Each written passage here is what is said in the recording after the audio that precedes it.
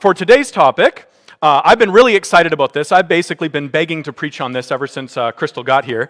And so the topic is going to be a little bit different than you might be used to in terms of a sermon, in terms of a Sunday sermon. So 2 weeks ago, we had Easter and the celebration of Jesus' death and resurrection, the core of the Christian faith. And so we've probably noticed, if you've been in church for a while, or even if you haven't, you're just a part of Canadian society, you've probably noticed a lot of young people walk away from the faith.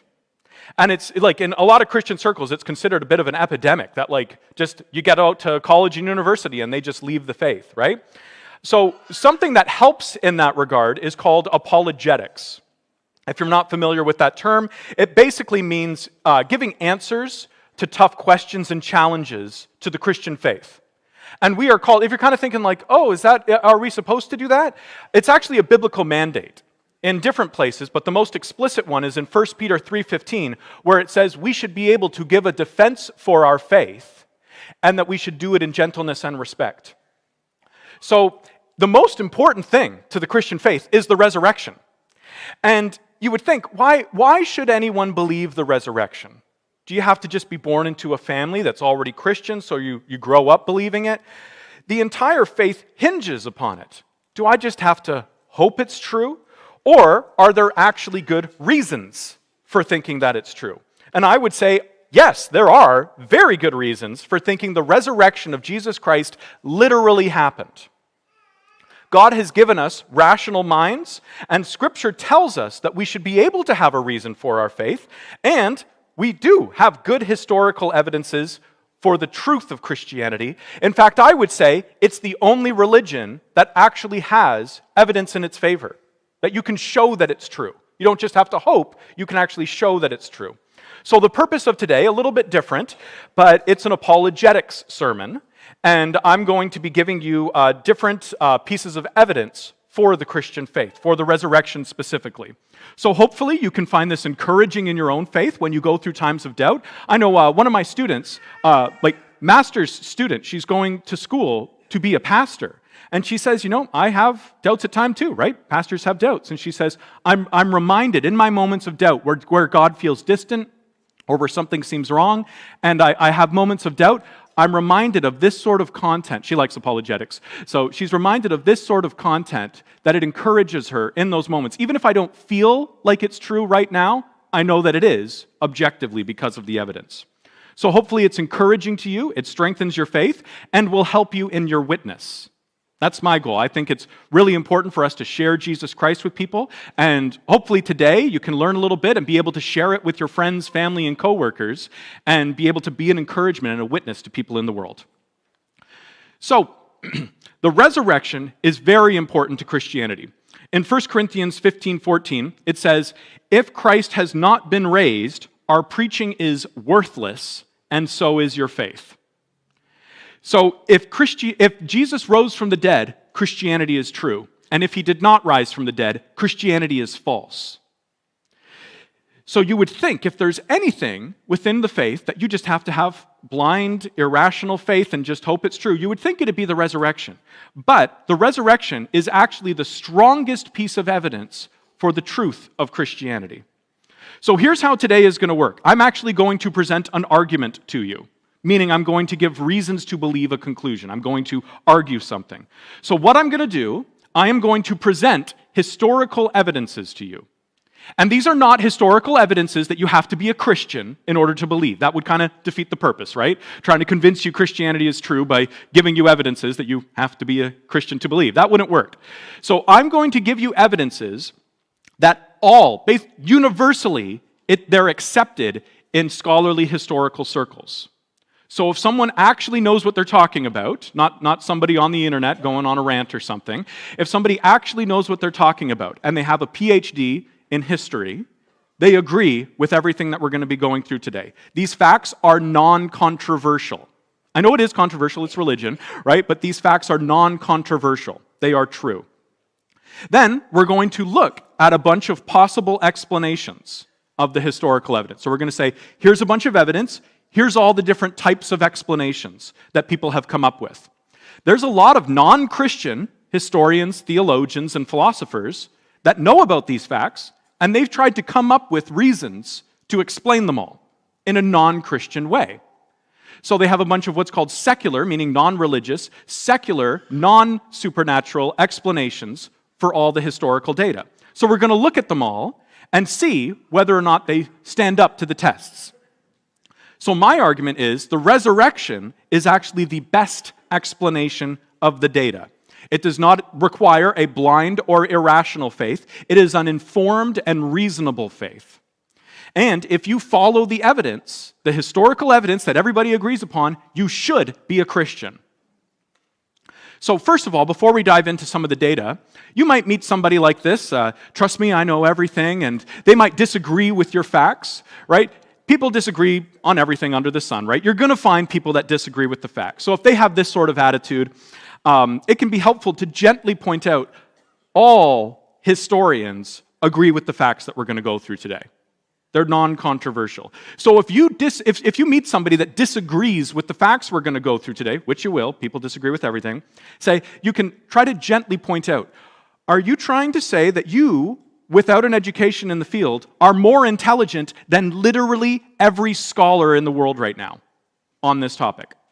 A little bit arrogant, right? So try to gently point that out in a kind Christian way, but you can say that because it's accurate.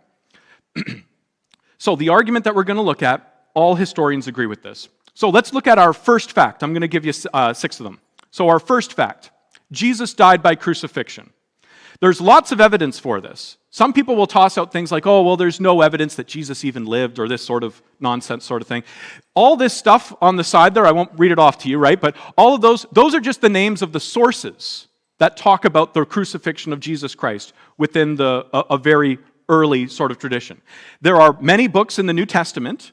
They were written by different authors. They were around during that time. They claimed to be eyewitnesses to the events, right? So those count as sources of the event that Jesus died by crucifixion. We also have the writings of the disciples' disciples, if you didn't know that. The disciples had followers too, as they kept going, right? When Jesus died and rose, that wasn't the end of it. The disciples kept going. They had disciples as well, and those disciples wrote things. And the disciples of the disciples of the disciples wrote things. And they all talk about the same thing. They say, my mentor was there. They witnessed the crucifixion. We also have non-Christian historians writing during that time that talk about the crucifixion of Jesus Christ as well. So it is a solid historical fact. In fact, John Dominic Crossan is a scholar today who is very skeptical against Christianity. Very skeptical against Christianity. And he says, Jesus' death by crucifixion under Pontius Pilate is as sure as anything historical can ever be. I've heard some even say Jesus' death by crucifixion is probably the most well-attested historical ancient fact there is. There's actually less for certain things like Caesar's wars and whatnot.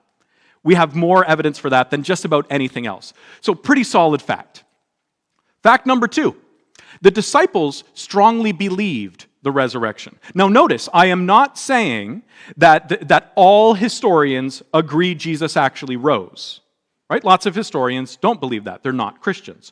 What all historians agree with is Jesus' disciples, the people closest to him, the people that witnessed the events take place, they strongly believed Jesus had risen from the dead. We have this from biblical sources where they're claiming to be eyewitnesses, talking about what they saw. We even have accounts that there were hundreds of people who saw it and were persecuted for their belief in the resurrection. We also, again, have the writings of the disciples, and we even have 2 non-Christian early sources that talk about this belief of the disciples in the resurrection, that they were willing to be persecuted for it. Very early accounts. And on this note, I kind of have down at the bottom there, liars make bad martyrs. What I mean by that is this. The earliest Christians, the people that walked and talked with Jesus himself, the earliest Christians saw the events firsthand. They were there. They were eyewitnesses. These same people that were there for the events, many of them were tortured and even killed for claiming that Jesus had risen from the dead, and they saw it. So no one dies for something that they know is false. So in other words, they weren't lying. It doesn't make any sense to say they were lying. They were telling the truth of what they had witnessed. So liars make bad martyrs. In other words, the martyrdom shows they strongly believed it and they were eyewitnesses. That's a really powerful testimony for the resurrection of Jesus Christ. In fact, Gerd Ludemann is another scholar today, another scholar who is very skeptical of Christianity, and he's an atheistic New Testament scholar. I know that might sound odd if you haven't heard of that sort of thing before, but very skeptical of Christianity, and he recognizes this. He says, it may be taken as historically certain that Peter and the disciples had experiences after Jesus' death in which Jesus appeared to them as the risen Christ. He knows they experienced something. He tries to downplay it. They had experiences of Jesus. He doesn't believe that Jesus actually rose, but the disciples had experiences because it's impossible to understand otherwise. They had experiences of the risen Christ. So, the fact of the matter is, our second fact, the disciples did strongly believe in the resurrection. We have to account for that. A third point, the resurrection was taught very soon after Jesus' death. You might have heard non-Christians say things like, oh, Christianity took a long time to develop as mythology, and the earliest Christians didn't believe all that stuff. That came much later, centuries or decades at least, after the events. No. The historical fact is that Christians believed and were spreading the news of Jesus' resurrection very soon afterwards, and we have accounts of it. So, in 1 Corinthians 15, we have access to a creed. This isn't just part of the Bible. I know that sounds odd to say, but this isn't just part of the Bible. Paul was actually quoting from a creed that was already around and circulating in the world at that time. And he was quoting it and saying, hey, I've given you this creed before, I've quoted it to you before, you know it, we all know it, let's just repeat it for the sake of our memory, right? And in that creed, it says Jesus died for our sins and was raised on the third day. Now, I won't go into all the dating of this, I don't want to bore you with all the details, but scholars date that creed, not 1 Corinthians 15, they date the creed that's in there to about 2 years or less after the cross. Some date it to within even months of the cross, meaning very soon after Jesus died on the cross, they had a full-blown creed that they were saying in their churches on the mornings when they would gather. So the fact is, the resurrection belief was immediately after the cross. And so another quote from someone who is antagonistic against Christianity admitting this. This is Richard Carrier. He is the most skeptical historian in the world right now, to the point that he's considered not just fringe. It's actually, in historical circles, he's not even really all that respected because of how extreme his skepticism is. And he admits, the evidence for this creed, dating to the very origin of the religion, is amply strong, and there is no reasonable basis for claiming otherwise. So our fact, the resurrection was taught very soon after Jesus' death. For our fourth fact, the conversion of James. Jesus' own brother, his name, Jesus had different brothers, but the one's name was James. He went from thinking his brother Jesus was literally insane to converting, leading the church in Jerusalem, and being killed for his belief that his own brother was God. We have biblical and non-biblical evidence, lots of evidence showing that James converted and was an authority in the early church, the brother of Jesus being an authority in the early church and being martyred for it. Now, my point here is this. For those of you with siblings, could you ever, even possibly, think that your sibling is God? Right? Laughter is the appropriate response there. It's ridiculous. You'd have to, I don't even know what it would take for me to be convinced that my brother is God, right? Could you ever even possibly take it seriously? If you were to think about it, what would it take? Something like watching your brother be tortured and murdered in front of you and then seeing him raised from the dead. That'd kind of do it. That's what we find in Scripture, is that James was a witness of the resurrection of Jesus, and that he believed it so strongly that he was willing to die for it. In fact, his martyrdom story, which we have an account of, by the way, his martyrdom story was so interesting, where the people are in the middle of killing him, and he's praying for them, just as Christ prayed for his killers while he was on the cross. And people that are watching are going, what are you people doing? The guy that you're killing is praying for you. What are you doing? Right? He believed in his own brother as God and the resurrection so passionately. Why? That needs to be explained somehow. Fifth point, the conversion of Paul. Paul, by his own admission, and by the testimony of one of his close friends, Paul persecuted the church severely, and then he had a vision of the resurrected Christ, and he converts, losing everything that he had in life, giving up everything in life to gain absolutely nothing. He was persecuted, he was tortured, and he was eventually killed for his belief in the resurrection. He had everything to lose and nothing to gain. And by his own admission, what did it was he met the risen Christ. Antony Flew, he's passed now, but he was a famous atheist turned agnostic philosopher of religion.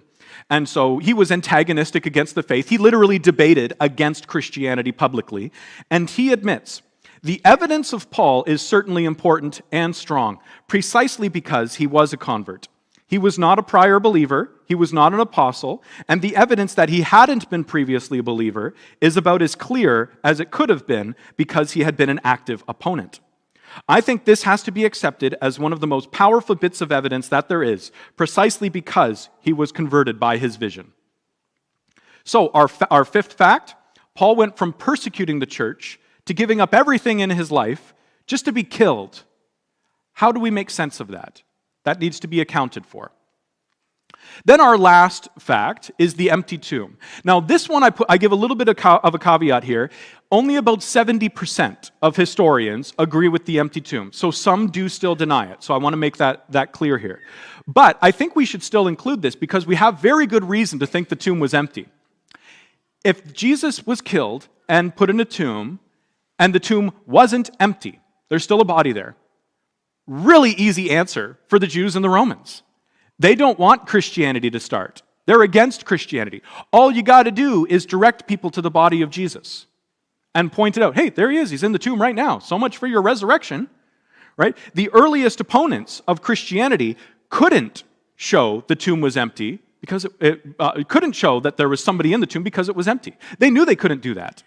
Right? They had to come up with some explanation. That's why the earliest critics of Christianity said the disciples came in the night and stole the body.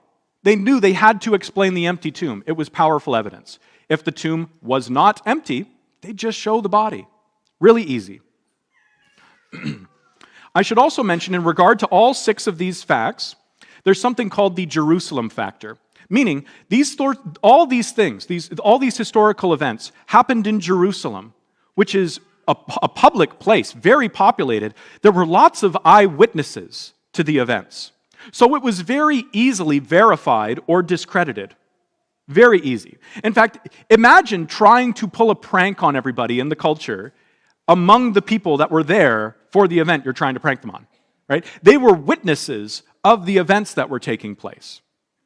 So the facts are even more solid because there were so many eyewitnesses. It was so public. So now, with these 6 facts in mind, these sorts of things are reliable, not really up for debate. So then, how do we explain them? What's the best explanation of all this data? Now, obviously, as Christians, we believe it's the resurrection. But in order to be fair, let's look at what the non-Christians have to say and be able to have a response to them. Because they have responses. How do they respond? So I've presented the historical data that historians agree upon. So how do we explain this? We're going to ask 3 questions of every type of explanation. Does it handle all the data? Right? So all the 6 pieces of data that we've gone through, does the explanation handle the data? Secondly, does it commit a fallacy? You see, kind of like the anti-brain thing, like a bad reasoning, bad way of thinking, not following the rules of logic. So does it commit a fallacy? And then thirdly, you got tinfoil hat girl there, does it lead to some kind of a ridiculous conspiracy theory or something? Does it lead to something absolutely ridiculous that it's completely not believable? So what's the best explanation of the data? There was a debate between an atheist and a Christian on this topic, on the resurrection. And so they went through the historical data, and the atheist had to admit the historical data because Like, he's not going to disagree with the entire body of scholarly academic historians, right? So he has to admit the data, and then the Christian says, all right, what's your explanation of the data? And the atheist says, I don't want to give one. It's like, that's why we're here, right? Like, it's a debate. And he goes, no, I'm going to give an explanation, and you're going to show how silly it is. It's like, then why aren't you a Christian? You know, if you know any explanation that you can give is going to be ridiculous, why are you fighting against it, right? So all of these explanations I'm going to give you fail quite badly, and we're going to see that. So our first explanation, it's not really an explanation of the data, but I think it's worth going into because it's the real reason most people don't believe, and that is a bias against miracles. Most people, when considering the resurrection, will say, yeah, it's miraculous and those sorts of things. That's myths and fairy tales. They have a bias against anything supernatural.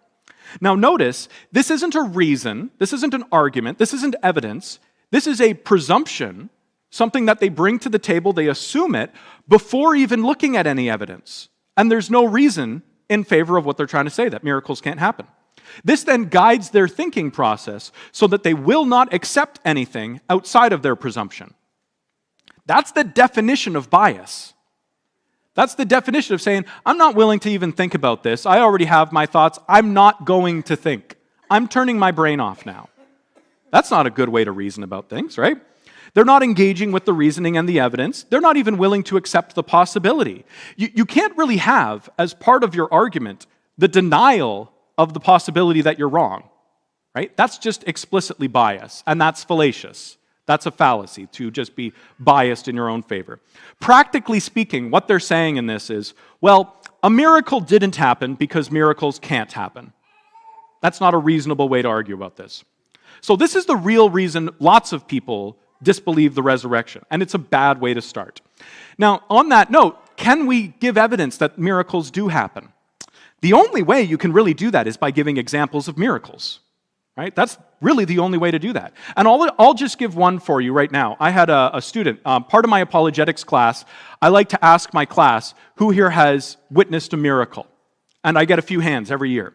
And so I remember the one year, my student put up her hand and she said, I went to a camp and there was a girl with a really bad skin problem. You could visibly see problems all over her skin from a really bad skin problem she had. And so her and a bunch of other girls gathered around her and started praying for her in the name of Jesus, and they saw the skin disease go in the moment. Literally, visibly watched the skin problem leave.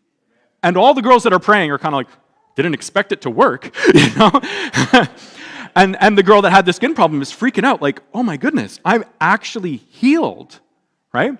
So that's just one quick example. I have lots more, so if you want to know lots more, talk to me after the service. And I go here on Sundays, right? So talk to me anytime about this. I have lots more stories like that. So I do think we have good reasons for believing in that miracles happen. And the reasons against miracles, it's literally just a bias. There's no actual argument there. So in this sense, a bias against miracles, it commits a fallacy called confirmation bias. They're just biased. And it doesn't even try to handle the data. They're not even attempting to handle the data. That's not even a goal of theirs. So it doesn't work as an explanation. Next one. What if there was an imposter on the cross?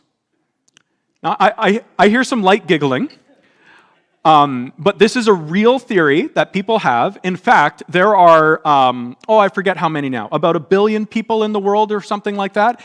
This is the answer that Muslims give to the resurrection. Muslims disbelieve the crucifixion, so they have to disbelieve the resurrection as well. They don't even believe Jesus was crucified. In the Quran, it says that Allah made it look like Jesus was being crucified as a way to trick people. And if you think, Allah tricked people? What? In that passage, what it says is, Allah tricked everybody because Allah is the greatest of all deceivers. Now, in Christianity, who is the greatest of all deceivers? Right? And if you hear the origin story of where the Quran came from, Muhammad himself thought it was a demon giving him the Quran. His wife convinced him otherwise. So this is a big problem for this theory, is that it's literally a deception on God's part somehow. But there's another way to go about this deception. What if one of Jesus' followers who loved him very much went to the cross on his behalf? That's another way I've heard this come about. This is another big problem because Jesus, who even non-Christians recognize, is the greatest moral teacher of all time. His ethic has not been improved upon in 2,000 years. It's that good. Jesus, the greatest moral teacher of all time, was a big fat liar on that one, because he knows he wasn't crucified, so he knows he's not resurrected. So he's walking around telling everybody he's resurrected. His whole thing is based on a big lie, right? So that creates a problem as well. That creates a bit of a ridiculous story. Also, there's no reason to believe there was an imposter on the cross. There's no evidence in favor of that. So that commits a fallacy called ad hoc. It means there's no evidence to believe it, but I'm going to believe it anyway because it helps me believe what I want. Right? So it commits a fallacy, it doesn't handle the data. In fact, in this sense, like I said, lots of historians agree the crucifixion of Jesus is probably the most well-attested ancient historical fact there is. But also, while he was being crucified, Jesus' mom and best friend were at the foot of the cross. In fact, one of the last accounts that we have of Jesus speaking was Jesus telling his best friend, "Take care of my mom when I'm gone," basically. And so also, it doesn't handle the empty tomb. If somebody got crucified, even if it's not Jesus, if somebody got crucified, then there's somebody in the tomb. And you can point to that and say, oh, we got the wrong guy. There's the body of the person, the poor guy that we did murder. There's his body, and Jesus is walking around. Clearly, this is a hoax, right? But the tomb was empty. How do you explain that? So on this one, it doesn't handle all the data. Pieces of data are not explained. It ends up becoming a conspiracy theory, a ridiculous sort of story, and it commits a fallacy. So lots of problems with this one. Next one, what if the disciples were just tripping on shrooms or something? What if it was hallucinations? This is actually quite popular nowadays. Not just on shrooms. There are people that believe it was on shrooms. If you're familiar with Joe Rogan, he's the biggest podcaster in the world. He believes this. And he talks about it often on his podcast every now and then. But there's also theories that just, not drug-induced, but there are theories that maybe the disciples hallucinated the events. They were under stress, they were really wanting it very badly, so they hallucinated these events. Now there's a bunch of problems with this. First of all, hallucinations are limited in terms of sense data. Jesus appeared to people in sight, sound, and touch. And considering how close they were, where they would even, it sounds weird for today, but they would lean, like a guy would lean on another guy's chest. You could even argue that someone like John, Jesus' best friend, would know his smell, right? So you could even have 4 sensations all at the same time. Hallucinations don't work that way. They're typically 1 sense experience, maybe 2. That's kind of rare. But to have 3 or 4 sense data at the same time doesn't really happen. But it gets worse than that. Hallucinations are also very short. You do not have a hallucination for hours on end, right? Unless it's some really powerful mushrooms, right? But you do not have hallucinations for hours and hours on end. Jesus was around for 40 days. That's not how hallucinations work. Also, hallucinations are private, not public. Meaning, if I'm tripping, I see a dragon floating around, you don't see the dragon, right? It's a private experience to me, you don't experience it. So all the disciples were seeing and hearing the same thing at the same time and talking about it afterwards, right? That's not how hallucinations work. And then also, hallucinations are not life-transforming. You are talked out of hallucinations very quickly. So as an example, if I'm tripping and I see a dragon flying around, and then Will comes up to me and says, John, there's no dragon. Oh yeah, you're right. Or if I come down from the trip, somebody talks to me, oh, you saw a dragon, eh? Yeah, I know dragons don't exist, right? You can be talked out of it immediately. Immediately. You do not go the rest of your life believing in dragons because you saw something while you were hallucinating. But with Jesus' resurrection, what we find is people were not only convinced of it for all the rest of the days of their life, they were willing to be tortured and killed for their belief in the resurrection. Hallucinations do not give you that kind of strong confidence in something. So, there are no pieces of reasonable evidence to think that anything like this has happened in all of human history. There has never been a hallucination like this before.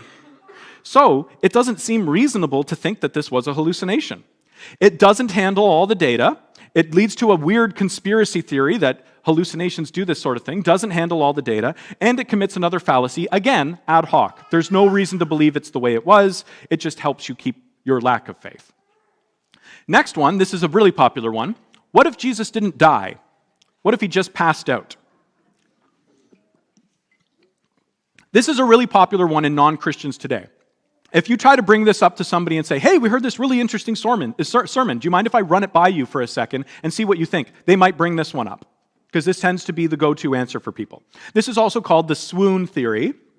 And basically it goes that Jesus was crucified, didn't die, but passed out, was put in the tomb, and then in the cool of the tomb, he revived. And maybe even Jesus himself thinks he's resurrected. So on this, there's a bunch of problems, and this is probably my most interesting one that I find interesting. And so it commits the fallacy of ad hoc again. There's no reason to believe that somebody could be crucified and survive. There's no reason to believe that. But there is tons of evidence to disbelieve this. Now, it might be easy for a layperson to think that this is possible, for a non-expert to think you could survive a crucifixion. Like, how do you even die? By blood loss? Starvation, right? Like, all you got is a hole in your hand, maybe holes in your feet. What do you die from, right? So it seems like from a non-expert position, maybe you could survive a crucifixion. Doesn't really seem that bad.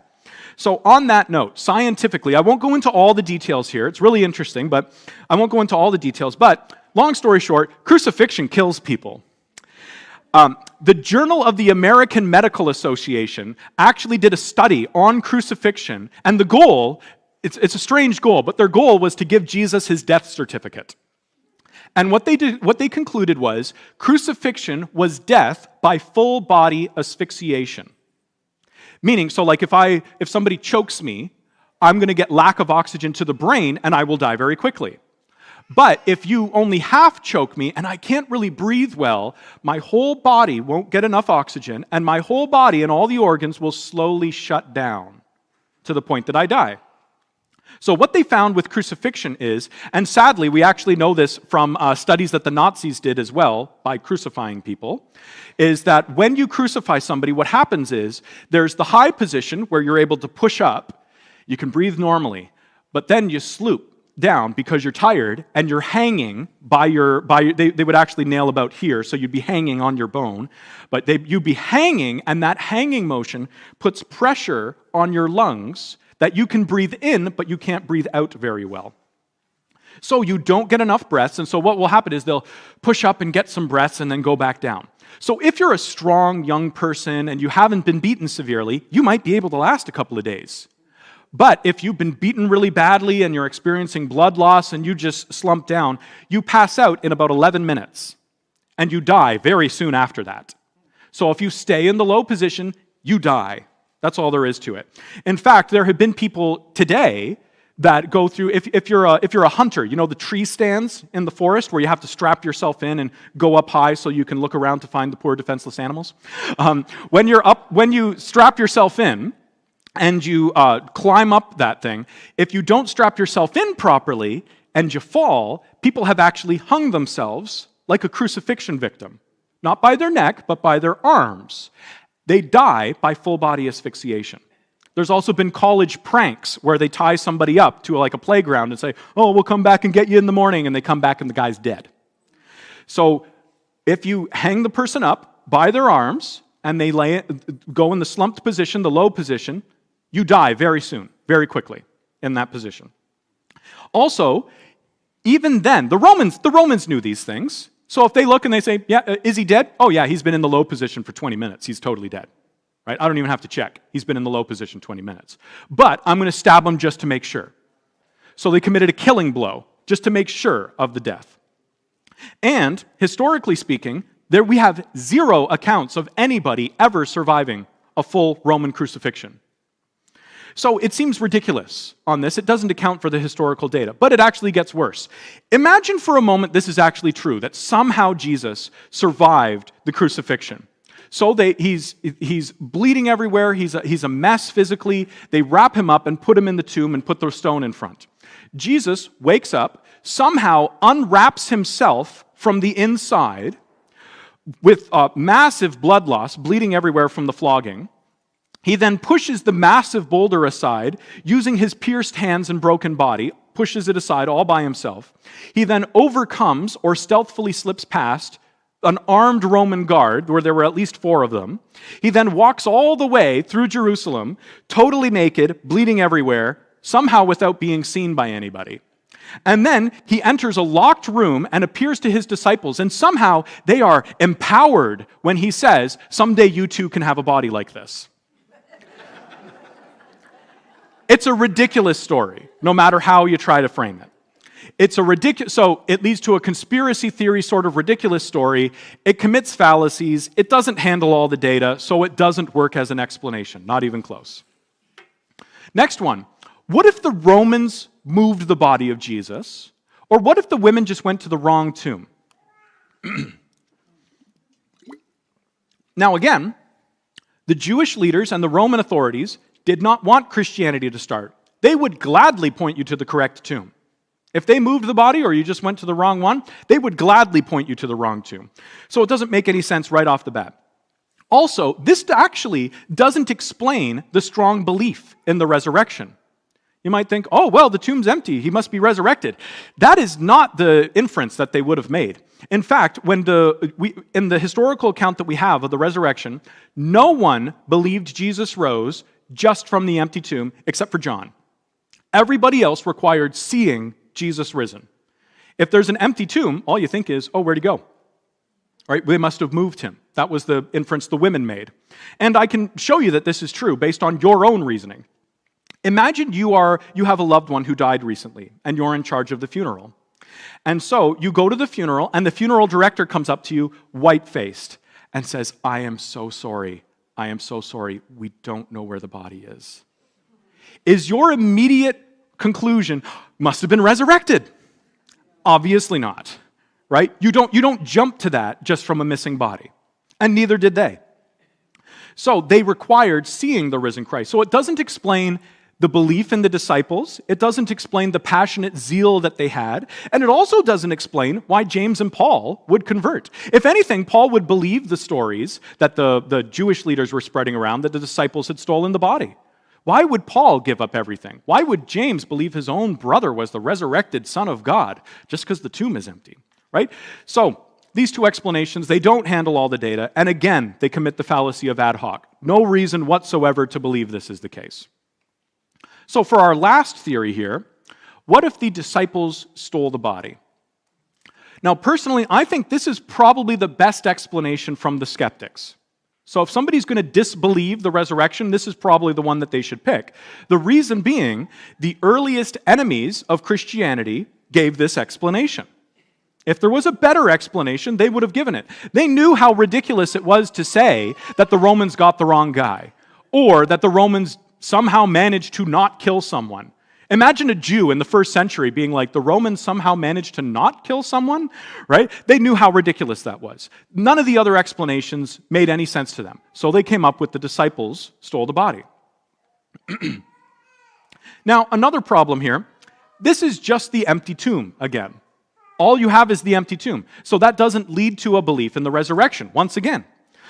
Also, there was a strong belief in the people for seeing the risen Jesus. They weren't just believing it, they were there. They heard him preach. They saw him. Another problem is, why did Paul and James convert again? Right? All you got is the empty tomb. They're not going to believe that he's resurrected. All you have is the empty tomb. So again, that's a problem. Also, what about the passionate zeal of the martyrs? And this is where things get really strange. What is the motivation of the martyrs? If somebody is in the middle of being tortured and killed for their belief that Jesus rose, what is their motivation if they didn't actually see Jesus risen? Doesn't seem like they have everything to lose, nothing to gain. What's the motivation?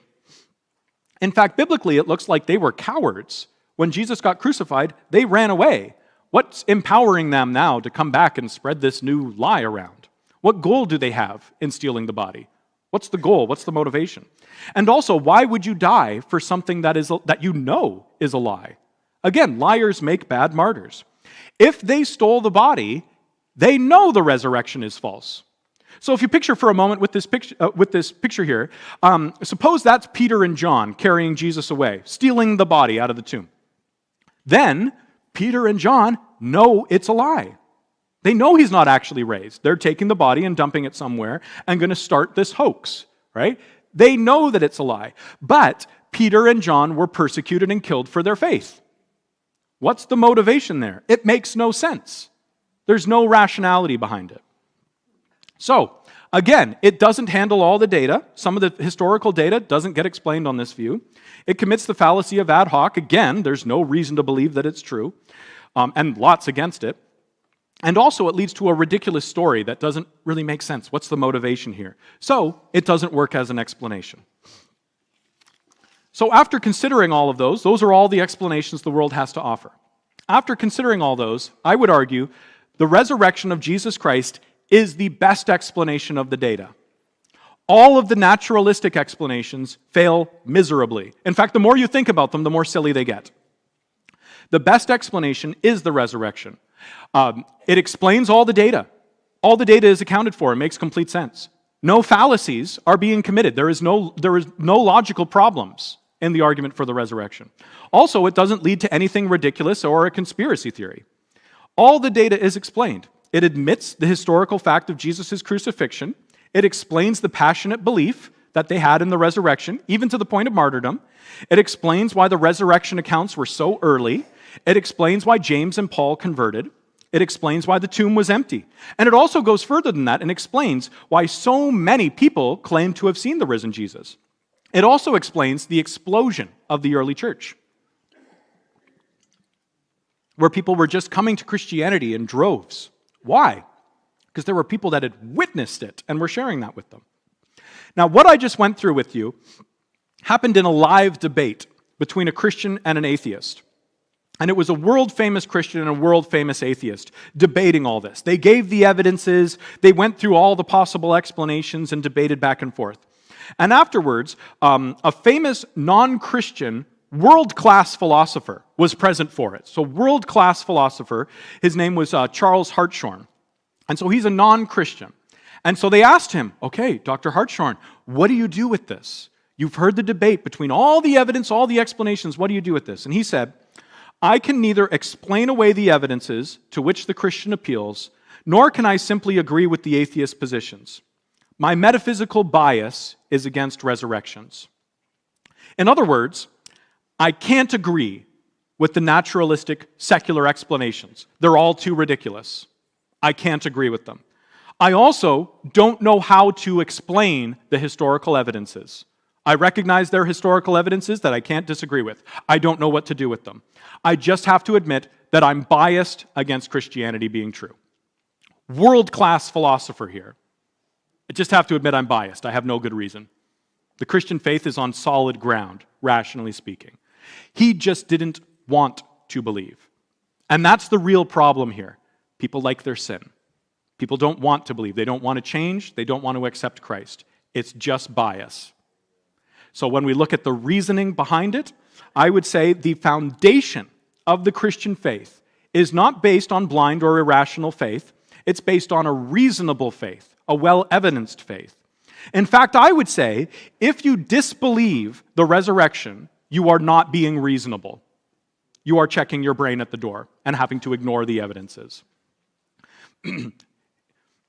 I would say this, it's kind of a weird way of saying it, but I would say if someone disbelieves the resurrection, they are deliberately believing what is less likely to be true.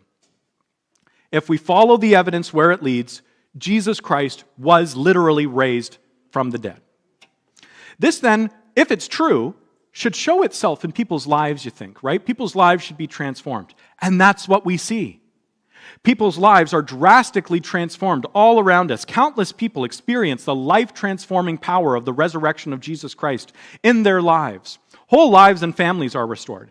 My own mom, she's here today, so sorry to embarrass you, but my own mom was actually a terribly wicked sinner. She'll admit, you should ask her story sometime. Terribly wicked sinner. She dated bank robbers. She was involved with gangs and drugs. She carried a gun on her. Very, very wicked sinner. And then Christ gets a hold of her, right? Just transforming power over her where whole life gets turned around and she ends up marrying a minister and then having a minister for a son too, right? If the resurrection is true, we would expect it to impact people's lives, and it does. This is the best news that humanity has ever received. And we are not just wishing and hoping that it's true. We have strong reasoning and solid evidence to prove the good news of Jesus Christ is true. So now, if some of you know me, some of you don't. I'm technically a missionary on college campuses and universities. So if you're interested in what I do and you heard some of this and you thought, hey, this was interesting, I actually do a podcast on this sort of stuff. I've done about 40-something episodes now, most of it just on the resurrection. So if you're interested in that, you can see it there or on my website. And so also, I go here on Sundays, right? So anytime you have questions or challenges or anything, you're talking to a friend and they brought something up, please come chat with me. I will be excited. Don't feel like you're bothering me. I will love it. Even if my kids are hanging off me all over the place, I still want to talk to you. So let me pray for you all as we wrap up. Lord God, I pray for my church family here today, Lord. I pray, God, that in times of doubt that they would be reminded of this and know that the resurrection literally happened, that we have a hope that is stronger than just our feelings and emotions, that it's true. It's really actually true, Lord.